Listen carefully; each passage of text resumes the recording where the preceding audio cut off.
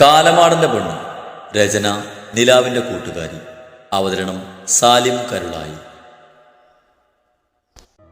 പെട്ടെന്ന് മാതുള്ളേർന്നും എന്തൊക്കെയോ ശബ്ദം കേട്ട് ശിവശ്രീയെയും കൊണ്ട് ആ ഭാഗത്തേക്ക് നടന്നതും അവിടെയുള്ള കാഴ്ചയിൽ ഒരു നിമിഷം തറഞ്ഞു. ചോരയിൽ കുളിച്ച് നിലത്ത് കിടന്ന് പിടിയുന്ന ദേവരാജ് ഒരു പിസ്റ്റളും പിടിച്ചു നിൽക്കുന്ന മാളുവിനെ കണ്ടപ്പോൾ അവർ കാര്യം അറിയാതെ. ശരത്ത് മാലുവിന് റൂമിലേക്ക് വരുമ്പോൾ കാണുന്നത് നിലത്തിരിക്കുന്ന മാധവിന്റെ നെറ്റിയിലേക്ക് പിസ്റ്റൾ ചൂണ്ടി നിൽക്കുന്ന മാളുവിനെയാണ്. മാളു കാഞ്ചി വലിക്കുന്നതിന് മുമ്പായി ആൽവിൻ വേഗം അവളെ തള്ളി മാറ്റി മാധുരിയെ തന്നെ നെഞ്ചോട് ചേർത്ത് പിടിച്ചു. ആൽവിയുടെ പെട്ടെന്നുള്ള നീക്കത്തിൽ ദേവരാജനും മാളുവും ഒന്ന് പകച്ചുപോയി. എന്നാൽ ആൽവിയുടെ നെഞ്ചോട് ചേർന്ന് നിൽക്കുന്ന മാധവിനെ കാണും തോറും മാളുവിന് സമനില തെറ്റുപോലെ തോന്നി. അവള് വേഗം നിരത്തി കിടന്ന പിസ്റ്റൾ എടുത്ത് മാധവിന് നേരെ വെടിവെച്ചതും അവളുടെ നീക്കം മനസ്സിലായതുപോലെ ആൽവിൻ മാധവിനെയും കൊണ്ട് സൈഡിലേക്ക് ചാടിയതും ബുള്ളറ്റ് അവരുടെ പിറകിൽ നിന്ന് ദേവരാജന്റെ നെറ്റിയിലേക്ക് തുളച്ചു കയറി. അത് കണ്ട് ശരത്തും ആൽവിനും ആശ്വാസത്തിൽ നെഞ്ചിൽ കൈവച്ചു. മാളു ആദ്യം ഞെട്ടിയെങ്കിലും പിന്നെ തറയിൽ ചോരയിൽ കുളിച്ച് പിടിച്ചു നിന്നിരുന്ന അയാളെ നോക്കി പൂജിച്ചു. ആൽവിന്റെ ശ്രദ്ധ മാറിയ നിമിഷം മാധവിനെ വലിച്ച് അവളുടെ കൈക്കുള്ളിലാക്കി നെറ്റിയിലേക്ക് പിസ്റ്റളിച്ചു. ശബ്ദം കേട്ട് ശിവശ്രീയെയും കൊണ്ട് വന്നപ്പോൾ കാണുന്നത് ചോരയിൽ കുളിച്ച് കിടക്കുന്ന ദേവരാജനെയും മാധവിനെ കൈക്കുള്ളിലാക്കി നെറ്റിയിലേക്ക് പിസ്റ്റൾ ചൂണ്ടി നിൽക്കുന്ന മാളുവിനെയാണ്. മാളു, വേണ്ട, അവളെ വിടുന്നാവും നിനക്ക് നല്ലത്. നോ, ഇവളെ കൊല്ലും ഞാൻ. ഇവളിനി ജീവിക്കണ്ട, അതിന് ഞാൻ സമ്മതിക്കില്ല. ക്രൂരമായ ചിരിയോടെ മാളു പറഞ്ഞു. മധു, വേണ്ട. ശരത്തിനെ നോക്കി കണ്ടുകൊണ്ട് എന്തോ കാണിച്ച ആൽവിൻ പറഞ്ഞതും മാളുവിന്റെ ശ്രദ്ധ മാറിയ ആ നിമിഷം ശരത്ത് തന്നെ അവന്റെ കയ്യിലുള്ള പിസ്റ്റൾ കൊണ്ട് മാളുവിന്റെ ഷോൾഡറിലേക്ക് ഷൂട്ട് ചെയ്തതും ഒരലർച്ചയോടെ അവൾ നിലത്തേക്ക് പോയി. അത് കണ്ടതും ശ്രീ പേടിയോടെ ശിവയെ അള്ളി പിടിച്ചു. മാളുവിന്റെ അവസ്ഥ കണ്ട് മാധു ഇറങ്ങി കണ്ണടച്ചു. വേണ്ടേട്ടാ, കൊല്ലണ്ട, ഇവിടെ ചെയ്തത് തെറ്റ് തന്നെയാ. എന്നാലും ഒരമ്മയുടെ വയറ്റിൽ പിറന്നതല്ലേ, അതുകൊണ്ടാകും. പറ്റുന്നില്ല ഇല്ലാതാക്കാൻ. മാളുവിന് നേരെ വീണ്ടും ഷൂട്ട് ചെയ്യാൻ പോയതും മാധു ശരത്തിനെ തടഞ്ഞ് വേദനയോടെ നിരത്തി കിടന്ന് പിടിയുന്ന മാളുവിനെ നോക്കി കരച്ചിലടക്കി മാധു പറഞ്ഞു. പക്ഷേ ഇവളെ ജീവനോട് വിട്ട ഇനി ഇവള് പ്രശ്നം ഉണ്ടാക്കും. അതിനവൾക്ക് കഴിയില്ല. ഇവളെ പുറത്തിറക്കാതെ പൂട്ടിയിടാൻ ഇത് മതിയാകും. ഇത്രയും നേരം ഇവിടെ നടന്നതും പറഞ്ഞതും എല്ലാം ഇതിലുണ്ട്. അത്രയും പറഞ്ഞ് മാധവളുടെ മീനിന്റെ കൂടെ കഴുത്തിൽ കിടന്ന കുഞ്ഞു ചെയിനൂരിയെടുത്ത് ശരത്തിന്റെ കയ്യിൽ വെച്ച് കൊടുത്തു. ആ ചെയിനിന്റെ ലോക്കറ്റിൽ ആദ്യമേ അവൾ ഫീഡർ ക്യാമറ സെറ്റ് ചെയ്തിരുന്നു. ശരത്തെ വിളിച്ചതും പുറത്തുനിന്ന പോലീസുകാർ ഉള്ളിലേക്ക് കയറി വന്നു. അതിൽ നിന്ന് വനിതാ പോലീസ് മാളുവിനെയും തൂക്കി വലിച്ച് പുറത്തേക്ക്. ബാക്കിയുള്ളവർ വീട് കിടക്കുന്ന ഗുണ്ടകളെയും അലക്സിനെയും തൂക്കിയെടുത്ത് ജീപ്പിലിട്ട് അവിടുന്ന് പോയി. ഒപ്പം ദേവരാജന്റെ ബോഡി പോസ്റ്റ്മോർട്ടത്തിന് വേണ്ടി ഹോസ്പിറ്റലിലേക്ക് എത്തിച്ചു. ശിവേട്ടന് എങ്ങനെയാ ഇവിടെ എത്തിയത്? ശ്രീ വീട്ടിലേക്ക് പോകുമ്പോൾ ശിവയോട് ചോദിച്ചതും ശിവ അവളുടെ കഴുത്തിലെ താലിയെടുത്ത് അതിൽ പിടിപ്പിച്ചെന്ന GPS-ന്റെ ആരുടെയും ശ്രദ്ധയിൽപ്പെടാത്ത ചിപ്പ് എടുത്ത് ഒഴിവാക്കിയതും ശ്രീ വാതുർന്ന് ശിവയെ അന്തമിട്ട് നോക്കി. അപ്പം മാളു ചേച്ചിയാണെന്ന് ആദ്യം അറിയായിരുന്നു. നിന്നന്ന് കൊല്ലാൻ നോക്കിയത് അവളായിരുന്നു. നീ അന്ന് ഹോസ്പിറ്റലിൽ കിടന്നപ്പോഴാണ് അവളാണ് ഇതെല്ലാം ചെയ്തെന്ന് അറിയുന്നത്. നിനക്കും മാധവിനും അറിയില്ല എന്നേ ഉള്ളൂ. ശിവ പറഞ്ഞത് കേട്ട് ശ്രീ ഒന്നും പറയാതെ മുഖം കൂർപ്പിച്ചിരുന്നു. അവർ വീട്ടിലെത്തുമ്പോഴാണ് എല്ലാവരും വിവരം അറിഞ്ഞത്. മാളി ഇങ്ങനെയൊക്കെ ചെയ്തത് എല്ലാവർക്കും അത്ഭുതമായിരുന്നു. തൻ്റെ അച്ഛനെയും അമ്മയെയും ചേട്ടനെയും കണ്ടപ്പോൾ മാധവിന് ഇതെല്ലാം താൻ കാരണമാണല്ലോ സംഭവിച്ചെന്ന കുറ്റബോധം കൊണ്ട് മാധവിന്റെ തല താഴ്ന്നതും അവളുടെ മനസ്സിന്റെ പിരിമുറുക്കം മനസ്സിലാക്കിയതുപോലെ ആൽവിൻ അവളുടെ കൈകളിൽ മുറുക്കി പിടിച്ചു. ആരും ഇതേക്കുറിച്ച് ആൽവിനോടും മാധവിനോടും ശ്രീയോടും ശിവിയോടും ഒന്നും ചോദിച്ചില്ല. എല്ലാവരും അവരോട് ഫ്രഷായി വരാൻ പറഞ്ഞ് ഓരോ വഴിക്ക് പോയി. ആൽവിൻ ഫ്രഷായി ഇറങ്ങുമ്പോൾ കാണുന്ന ബെഡിൽ തലയിന്നായിത്തിരിക്കുന്ന മാധവിനെയാണ്. അവൻ അവളുടെ അടുത്തേക്ക് വന്ന താഴ്ത്തുമ്പിൽ പിടിച്ച് മുഖം പൊന്തിച്ചതും കരഞ്ഞു കലങ്ങിയ കണ്ണുകൾ കണ്ട് അവന് കാര്യം തിരക്കിയതും അവൾ അവന് ഇറുകപ്പെടുന്ന് കരയാൻ തുടങ്ങി. എല്ലാം ഞാൻ കാരണല്ലേ ചായ. അന്ന് ഞാൻ മരിച്ചു പോയിരുന്നെങ്കിൽ ഇങ്ങനെയൊന്നും ഉണ്ടാകില്ലായിരുന്നല്ലോ. പുറത്ത് കാണിച്ചില്ലെങ്കിലും മാളുവിന്റെ കാര്യമൊത്ത് അച്ഛനും നമുക്ക് വിഷമുണ്ട്. പറ്റുന്നില്ല അവളുടെ മുഖത്തേക്ക് നോക്കാൻ എനിക്ക്. അവൾ കരഞ്ഞുകൊണ്ട് പറഞ്ഞു. എല്ലാം നിന്റെ തോന്നലാണ് കൊച്ചേ. അവർക്ക് സങ്കടം ഉണ്ടാകും. അതവൾ നല്ല രീതിയിൽ വളർത്താൻ കഴിയാത്തത് ഓർത്താകും. പിന്നെ നല്ല കാര്യങ്ങളൊന്നും അല്ലല്ലോ അവൾ അയാളുടെ കൂടെ കൂടി ചെയ്തത്. അവൾ ചെയ്ത തെറ്റുകൾക്കുള്ള ശിക്ഷയാണ് അവൾക്ക് കിട്ടുന്നത്. അതിൽ നീ കരഞ്ഞിട്ട് കാര്യമില്ല. ആൽവിൻ അവളുടെ മുഖം തുടച്ചു കൊടുത്തുകൊണ്ട് പറഞ്ഞു. പെട്ടെന്ന് വാതിലിൻ്റെ അവിടെ നേരകം കണ്ട് നോക്കിയതും ഒരു കുഞ്ഞു തല മാത്രം കതകിന് പുറത്തു നിന്ന് വരുന്നത് കണ്ട് ഇരുവരുടെയും ചുണ്ടിൽ പുഞ്ചിരി വിരിഞ്ഞു. രണ്ടുപേരുടെയും ചിരി കണ്ടതും ആദ്യം മുഖവും വീർപ്പിച്ച് ഉള്ളിലേക്ക് കയറി വന്നു. എന്താണ് മമ്മിയുടെ മോനെ മുഖം വീർത്തിരിക്കുന്നത്? മാധു ആദിയുടെ കുഞ്ഞി കവളിൽ പിടിച്ച് വലിച്ച് വാത്സല്യത്തോടെ ചോദിച്ചു. ഇന്നെ കൊണ്ടാകാതെ മമ്മീൻ്റെ ആദ്യം എവിടെ പോയതാ? ഞാൻ മിണ്ടില്ല, എന്നെ കൊണ്ടുപോയില്ലല്ലോ.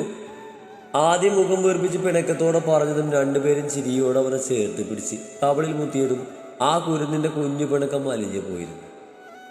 ശിവ റൂമിലേക്ക് എത്തുമ്പോൾ കാണുന്നത് കണ്ണാടിക്ക് മുന്നിൽ നിന്നും തിരിഞ്ഞും മറിഞ്ഞു നോക്കുന്ന ശ്രീയാണ്. നേരൊക്കെ ഭ്രാന്തായോ?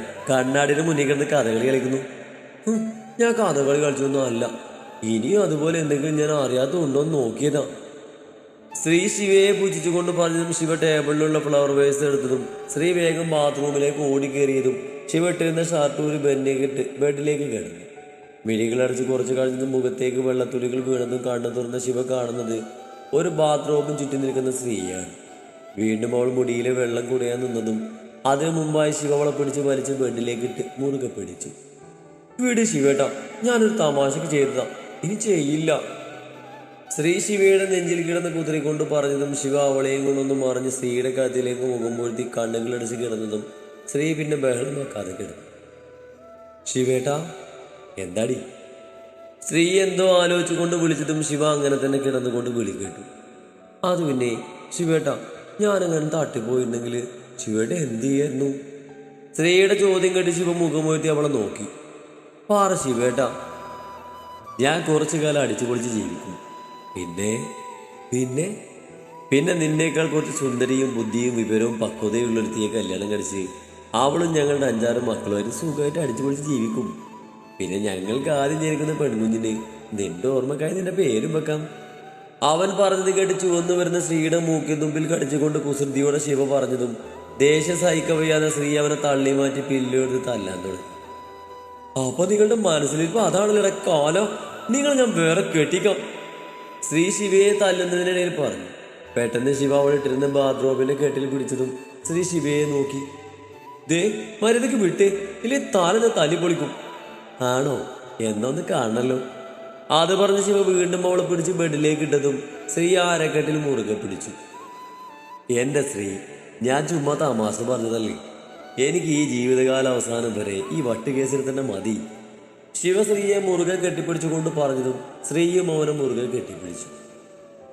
മാളുവും ആൽവിനും MLA കൂട്ടുപിടിച്ച് ചെയ്ത എല്ലാ ഇല്ലീഗൽ ബിസിനസ്സും MLA ഇല്ലാതാക്കിയ വീഡിയോയും ഒപ്പം മറ്റ് തെളിവുകളും കൂടി കോടതിയിൽ ഹാജരാക്കിയതും കൊലക്കുറ്റത്തിലും മറ്റു വകുപ്പുകളിലും അവർക്കെതിരെ ജീവപര്യന്തം വരെ തടവ് ശിക്ഷ ലഭിച്ചു. ഇതറിഞ്ഞ് അന്ന് തന്നെ മാളുവിൻ്റെ അച്ഛനും അമ്മയും അവളുടെ ഏട്ടൻ മഹാദേവന്റെ കൂടെ മുംബൈയിലേക്ക് തിരിച്ചു. ആർക്കും കോടതി വിധിയിൽ സങ്കടമൊന്നും തോന്നിയില്ല. മറിച്ച് അവൾ ചെയ്തതിന് അവൾക്ക് കിട്ടിയ ശിക്ഷ കുറഞ്ഞു പോയി എന്ന് സങ്കടമായിരുന്നു. എന്നാ പിന്നെ ഞങ്ങൾ ഇറങ്ങട്ടെ, പിന്നെ വരാം. ഇച്ചായ, മോനെന്തേ? ആൽവിനും മാധവും എല്ലാവരുടെയും യാത്ര പറഞ്ഞ് അമരാവതിയിൽ നിന്നും ഇറങ്ങാൻ നേരത്ത് അതുവരെ കൂടെ ഉണ്ടായിരുന്ന ആദിയെ കാണാത്ത മാധവ് പരിഭ്രമത്തോട് ആൽവിനോട് ചോദിച്ചു. ഇത്ര നേരം ഇവിടെ ഉണ്ടായിരുന്നല്ലോ, ഇതിപ്പോ എവിടെ പോയി?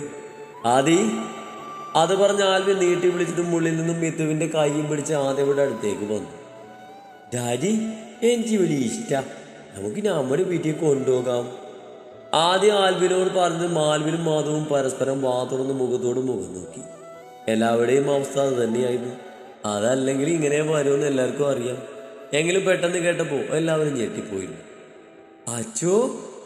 ആദിയുടെ കൈവിട്ട് മിത്തു ശരത്തിന്റെ അടുത്തേക്ക് പോയി വിളിച്ചതും അവൻ ഞെട്ടിൽ നിന്ന് മുക്തമായി അവളെ നോക്കി. അച്ചോ, നിച്ചു ആദി ഇഷ്ടാണ്, നിച്ചവന് കല്യാണം കഴിക്കഞ്ഞും. അതുകൂടി കിടന്നും അവന്റെ തലയിലെ ബാക്കിയുള്ള കിളിയിൽ കൂടി അതിന്റെ വഴിക്ക് പറന്നു പോയിരുന്നു. അയ്യടാ, ഇപ്പം നിന്നെ കെട്ടിച്ചു കൊടുത്തിട്ട് വേണം ഞാൻ ശൈശവ വിവാഹം നടത്തി കൊടുത്തു എന്ന് പറഞ്ഞ് അകത്ത് പോയി കിടക്കാൻ. നീ ആദ്യമായിട്ട് എന്നെ കല്യാണം കഴിക്കഞ്ഞും. എന്റെ മോളെ, നീ അവനെ കല്യാണം കഴിക്കേണ്ട, വലുതായ അവൻ തന്നെ നിന്നെ കെട്ടിക്കോളും. സത്യം? ആ ആദി, ഞാൻ വലിയ കുറ്റിയായിട്ട് നിന്റെ കൂടെ വരാവേ. ഓക്കെ. അതും പറഞ്ഞ് രണ്ടുപേരും പരസ്പരം കവളിൽ ചുംബിച്ചതും ഇനിയും ഇവിടെ നിന്നാൽ ശരിയാവില്ലെന്ന് തോന്നിയതും ആൽവിനും ഇനി അവളുടെ യാത്ര പറച്ചിലില്ലെന്ന് പറഞ്ഞ് ആദ്യം എടുത്ത് മാധവിനെയും കൂട്ടി വേഗം അവൾ സ്ഥലം കാലിയാക്കി. അച്ഛൻ്റെ മോള് തന്നെ. അവളുടെ കാറ് പോയതും ശിവശരത്തിന്റെ കയ്യിലിരിക്കുന്ന മിത്തുവിന്റെ കവളിൽ പിടിച്ച് വലിച്ചുകൊണ്ട് പറഞ്ഞതും അവൾ ചിരിച്ച് ശിവയെ നോക്കി ഒറ്റക്കണ്ണടിച്ച് കാണിച്ചുകൊണ്ട് ശരത്തിന്റെ തോളിലേക്ക് തലവെച്ച് കിടന്നു. ശിവ അടുത്ത് നിൽക്കുന്ന സ്ത്രീയെ ഒന്ന് കൂർപ്പിച്ച് നോക്കി. നിന്റെ കൂടെ നടക്കുന്നതിന്റെ മെച്ചം കാണാനുണ്ടെന്ന് പറഞ്ഞ് ഉള്ളിലേക്ക് നടന്നതും സ്ത്രീ ഇതിപ്പോ എന്തൊക്കെ അതെന്ന് അറിയാതെ വീഴിച്ചു നിന്നു. ദിവസങ്ങളും ആഴ്ചകളും മാസങ്ങളുമായി കൊഴിഞ്ഞു പോയിക്കൊണ്ടേയിരുന്നു. ഇതിൻ്റെ ഇടയിൽ മാനസിക വിഭ്രാന്തി കാണിക്കാൻ തുടങ്ങി മാളുവിന് മെന്റൽ ആശുപത്രിയിലേക്ക് മാറ്റി. ആരെയും ഒന്നിനെയും ഓർമ്മയില്ലാതെ മുഴുഭ്രാന്തിയായി സ്വയം വേദനിപ്പിച്ച് ഹരം കണ്ടെത്തി അവൾ ആ സെല്ലിൽ ഒതുങ്ങി. പതിയെ പതിയെ എല്ലാവരുടെയും മനസ്സിൽ നിന്നും മാളു എന്ന പേര് മാഞ്ഞു പോയിരുന്നു. സൺഡേ ആയതുകൊണ്ട് പ്രത്യേകിച്ച് ഒരു പണിയുമില്ലാതെ താഴേക്ക് ഇറങ്ങി വന്ന ഉണ്ണി ആബിയുടെ റൂമിൽ നിന്നും ഷീതുവിന്റെ ശബ്ദം കേട്ട് അവൻ അങ്ങോട്ട് നടന്നതും കണ്ടു. അമ്മുകുട്ടിയെടുത്ത് തോളിലിട്ട് ഉറക്കാൻ നോക്കുന്നുണ്ട്. അവ ഡെലിവറി കഴിഞ്ഞ് വീട്ടിൽ വന്നതിന് ശേഷം അവനവളെ ശരിക്കും ഒന്ന് കാണാൻ കിട്ടിയില്ലായിരുന്നു. കോളേജ് കഴിഞ്ഞ് വന്ന അബി കുഞ്ഞിനൊപ്പാകും. കോളേജിലേക്ക് പോകുന്നതിന് മുമ്പ് അങ്ങനെ തന്നെ. രാത്രി കുഞ്ഞു പെണ്ണ് ഉറങ്ങിയിട്ടാണ് കിടക്കാൻ കൂടി വരാറ്. അപ്പോഴേക്കും അവൻ ഉറങ്ങിക്കാണും. അതിൻ്റെ ഒരു കുഞ്ഞു ദേഷ്യം അവനില്ലാതില്ല. ചുറ്റുമൊന്ന് നോക്കി ആരുമില്ലെന്ന് ഉറപ്പുവരുത്തി അവൻ റൂമിലേക്ക് കയറി ശബ്ദമുണ്ടാക്കാതെ ഉറങ്ങിയ കുഞ്ഞിനെ ബെഡിൽ കിടത്തി എണീക്കാൻ നിന്ന് അവളുടെ അടുത്തേക്കായി പതിയെ നടന്നു. എന്നിട്ട് തിരിഞ്ഞിരിക്കുന്ന അവളുടെ ചെവിയിലായി ഊതി. എന്താ? പെട്ടെന്ന് തിരിഞ്ഞു നോക്കിയ ഷീതു തൊട്ടരികിൽ നിൽക്കുന്ന ഉണ്ണിയെ കണ്ടതും ഒന്ന് ഞെട്ടിയെങ്കിലും അത് മറച്ചു വെച്ചുകൊണ്ട് ചോദിച്ചു, എന്ത്? അവളുടെ അടുത്തേക്ക് ചേർന്ന് നെടുപ്പിലുള്ള കൈകൾ ചുറ്റി തന്നോട് ചേർത്തുകൊണ്ട് ഉണ്ണി ഒന്നും അറിയാതെ പോലെ ചോദിച്ചുകൊണ്ട് അവളുടെ ചുണ്ട് ലക്ഷ്യം വെച്ച് വന്നതും അവന്റെ നീക്കം മനസ്സിലായതുപോലെ വേഗം കൈകൾ കൊണ്ട് ചുണ്ട് പൊത്തിപ്പിടിച്ചതും ഉണ്ണി അവളെ കൂർപ്പിച്ച് നോക്കി. പെട്ടെന്ന് ബാത്റൂം ഡോർ തുറക്കുന്ന ശബ്ദം കേട്ടതും അവൾ വേഗം അപ്രാളത്തിൽ ഉണ്ണിയെ തള്ളി മാറ്റി പുറത്തേക്ക് പോയി. എന്തേട്ടാ? ബാത്റൂമിൽ നിന്നും പുറത്തേക്ക് വന്ന് അഭി പരിങ്ങി നിൽക്കുന്ന ഉണ്ണിയെ കണ്ട് സംശയത്തിൽ ചോദിച്ചു. അത് പിന്നെ കുഞ്ഞ് കരഞ്ഞത് കേട്ടപ്പോൾ വന്നതാ.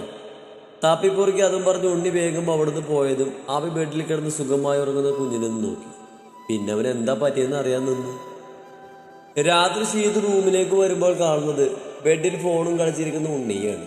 ഷീതിവനെ കണ്ട് ഫോണ് മാറ്റി വെച്ച് മുഖവും കയറ്റി പിടിച്ച് കണ്ണുകൾ അടച്ചു കിടന്നതും അവൾ അവനെ നോക്കി ഫ്രഷാകാനായി ബാത്റൂമിലേക്ക് കയറി.